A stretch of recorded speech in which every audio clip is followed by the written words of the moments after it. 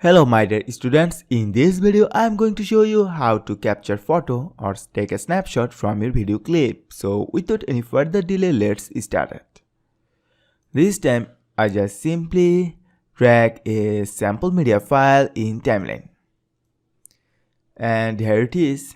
Now if you want to take a picture from this video clip, then simply hover over this timeline indicator in your preferred position. And after that, simply click on Save Snapshot to File. This time I say destination folder desktop and file name simply type image1 and file format I choose JPG and hit on Save. Look at this, in our media file section, here we see our captured photo. Let's take another one. Let's capture this one.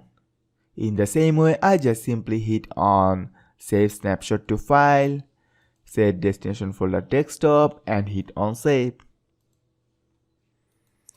And here it is. Awesome, right? In this way, we can easily capture photo from our video clip using Sony Vegas Pro 15. Thank you so much for watching.